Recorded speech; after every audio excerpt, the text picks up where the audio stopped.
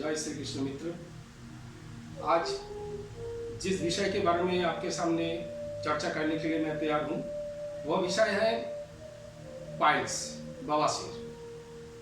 आज यदि देखा जाए तो समाज में 10 व्यक्तियों के बीच में 3 से 4 व्यक्तियों का बवासीर का शिकार दिखाई दे रहा है।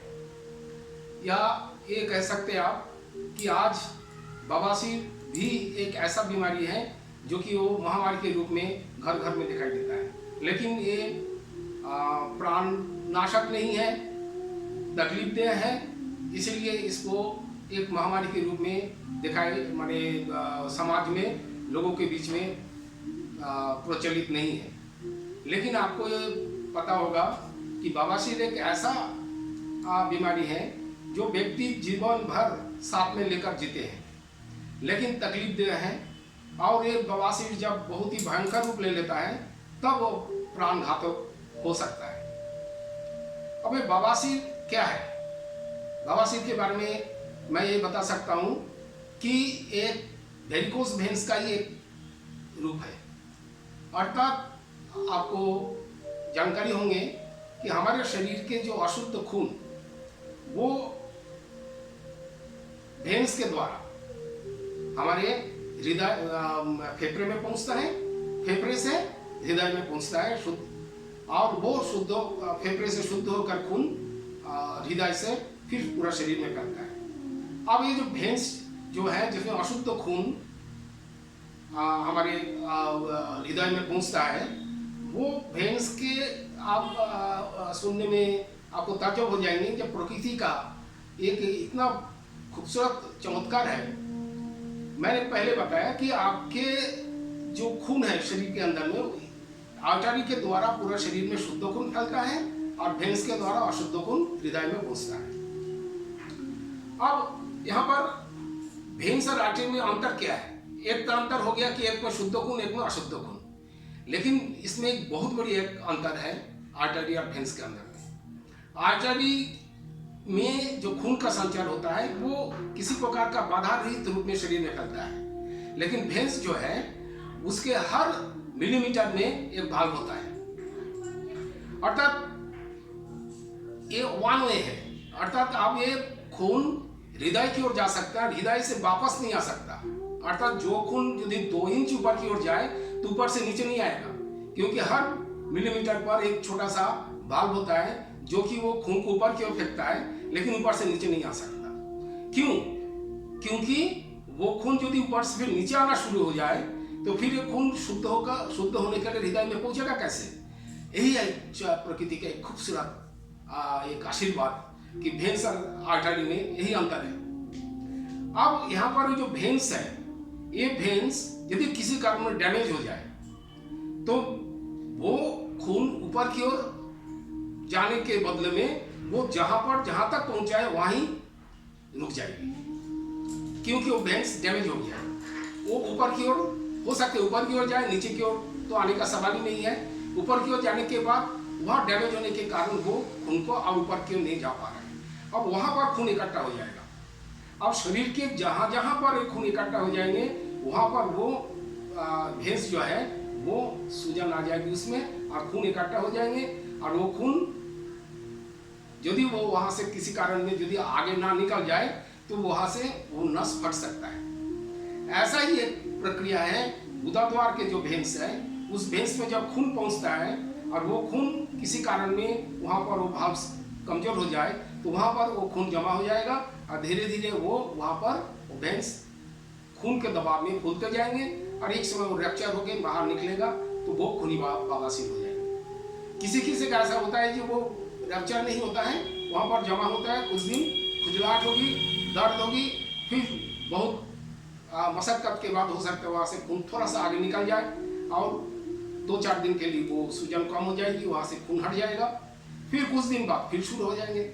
इसी तरह वेरिकोस वेन्स का जो एक खतरनाक रूप है गुदाद्वार के वेन्स में, वो बवासीर का रूप में सामने दिखाई देता है। अब सवाल है होता क्यों है? देखिए, बवासीर होने का एक कारण नहीं है, बहुत कारण है।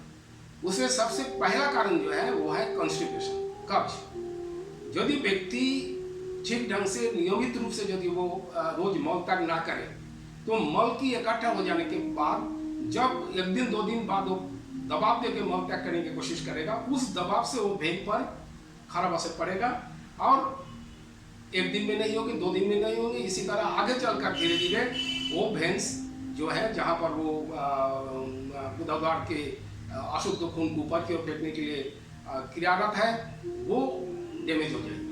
जिस दिन डैमेज हो जाएगा उस दिन मल त्याग करते समय वहाँ से वो भेंस फाटकर बाहर निकाल के खून निकलना शुरू हो जाए। एक बार खून निकल जाए तो वहाँ से सूजन कम हो जाएगी और कुछ दिन के लिए थोड़ा सा राहत, फिर 3 से 4 दिन फिर खून जमा होगा, फिर वहाँ से निकालना शुरू होगा। इसी तरह जीवन भर वहाँ खून निकलते रहते हैं। और किसी किसी का बादी बवासीर भी होता है जो कि खून नहीं निकलता है लेकिन असहनीय दर्द आदि होता है।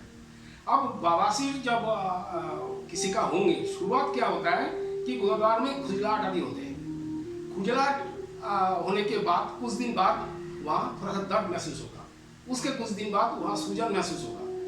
इसी तरह वो बवासीर के बारे में लोगों का अवगत होता है कि आप बवासीर हो सकते हैं। तो तुरंत यदि उसका निरामय के लिए उसका उपचार आप करेंगे तो हो सकता है कि ये आगे ना बढ़े। तो इसी तरह हम चिकित्सक मार्ग में पहुंचते हैं, डॉक्टर के पास पहुंचेंगे, डॉक्टर वहाँ आपको कॉन्स्टिपेशन का दवाई देंगे, फिर वहाँ से जो खून निकलेगा तो खून रोकने के लिए दवाई देंगे और भी 3-4 प्रकार के दवाई दे देगा। अब उस दवाई का क्या साइड इफेक्ट होगा तो बाद में देखा जाएगा, लेकिन तब थोड़ा बहुत आराम मिल जाएगी उस दिन के लिए, फिर शुरू होंगी। अर्थात ये इनक्यूरेबल डिजीज के बीच में आ जाते हैं। फिर डॉक्टर बाद में क्या कहते हैं कि ऑपरेशन करवा लीजिए। तो ऑपरेशन करवा ले तो फिर वो कुछ देर बाद क्या होगा, दूसरे जगह से बवासीर अर्थात दूसरे भेंस रप्चर होना शुरू हो जाएंगे। अर्थात ये एक जगह ठीक हो जाएगा तो दूसरी जगह शुरू हो जाएंगे। तो इस तरह हमें बवासीर को साथ में लेते हुए ही हम माने लोग जीते हैं। अब यदि शुरू में इसका पता लग जाए तो होम्योपैथी में इसका बहुत अच्छा ट्रीटमेंट है। ध्यान रखिएगा, बीमारी जब बहुत लंबी बिगड़ जाने के बाद फिर होम्योपैथी में उपचार होने में थोड़ा टाइम लगता है और लोगों के पास टाइम नहीं है। वो सोचते हैं कि आज दवाई ले लिया कहाँ ठीक हो जाओ, लेकिन ऐसा नहीं होता है। होम्योपैथी में सर समय देता है क्योंकि जड़ से बीमारी ठीक होने के लिए। अब सवाल है कि होम्योपैथी में क्या ट्रीटमेंट है। होम्योपैथी में बहुत ट्रीटमेंट है साइड्स में जो आप उसके उपचार से निरामय या आरोग्य लाभ कर सकते हैं। मैं यहाँ पर 2 दवाई के बारे में बताऊंगा, जो 2 दवाई आपस में मिला के आप उसके 20 बूंद सुबह दोपहर शाम आधा गिलास पानी में मिला के रोज लेते रहिए, तो धीरे धीरे आपका इस बीमारी से आप मुक्त हो जाएंगे। और साथ साथ खान पान पर तो ध्यान आपको रखना ही है। ऐसा खान पान करना है जिससे कि आपको कब्ज ना हो। तो सब फाइबर लिए हुए दवाई आहार आपको लेना होगा और पानी अच्छा पीना होगा और तली भुनी चीज़ें और मिर्च मसाला और नॉन वेज मांसाहार बंद करना होगा यदि आप इस बीमारी से छुटकारा पाना चाहते हैं। नशा आदि के बीच में जो है, जो लोग आदि नहीं हैं उसके लिए तो कोई सवाल नहीं है, जो आदि है वो धीरे धीरे उसका कम करें। अब कौन सा दवाई है? सबसे पहला दवाई जो है एस्क्यूलस जो है वो मदर टिंचर, और एक दूसरा दवाई है हेमामेलिस मदर टिंचर। ये सोच लीजिए ये जो है ये एस्क्यूलस मदर टिंचर है और ये हेमामेलिस मदर टिंचर है। अब ये दोनों दवाई को आपस में एक छोटा सा जो बटल है, इस बटल के अंदर में आधा मिला लीजिए। ये 30 ml का है, 15 ml करके इस दोनों दवाई मिला लीजिए। दवाई मिलाने के बाद इसको ऐसा हथेली पर मार के धीरे धीरे इसको मिला लीजिए। मिलाने के बाद सुबह उठकर खाली पेट में जैसे एक गिलास है इसमें थोड़ा सा पानी लीजिए, इतना सा पानी, और इस पानी में आप इसको हिलाकर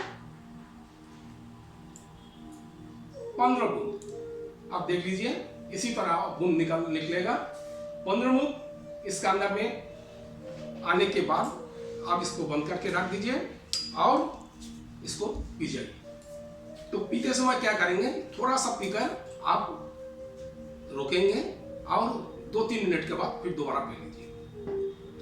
इसी तरह आपको शुरू कीजिए इस दवाई को लेना। आप देखेंगे कि 7 दिन के बीच में आप बहुत आराम महसूस करने लगेंगे, क्योंकि एस्किलोस जो है ये वेरिकोस वेन्स के लिए बहुत ही अच्छा एक दवाई है। ये वेन्स के अंदर में जो जितना गंदगी है उस गंदगी को निकालने में, उसके प्रभाव को बरकरार करने के लिए बहुत ही अच्छा दवाई है। हेमालिस जो है वो खून को रोकने के लिए है। जो आपके जो खूनी बवासीर है वो खून निकालते रहते हैं, उसको रोकने के लिए ये बहुत अच्छा काम करेगा। तो ये दोनों दवाई याद रखिए, पहले एस्किलोस मदर टिंचर और हेमालिस मदर टिंचर, ये दोनों को एक छोटे से शीशी में 30 ml के शीशी में 15-15 ml मिला लीजिए। मिला के उसको अच्छी तरह हिलाएं और उसको 15 से 20 बूंद सुबह, दोपहर, शाम खाना खाने के, सुबह खाली पेट में, दोपहर खाना खाने के आधे घंटे पहले और रात को खाना खाने के आधे घंटे पहले या बाद में थोड़ा सा पानी के साथ, जैसे मैंने आपको दिखाया, उसको आप पीते जाइए। 7 दिन के बीच में आराम महसूस करेंगे, फिर इसको आप 2-3 महीना लेते रहिए। और इससे आगे मैं इस वीडियो को आगे बढ़ाना नहीं चाहता हूँ। यदि अच्छा लगे इसको आप सब्सक्राइब करें, शेयर करें, लाइक करें। नमस्कार।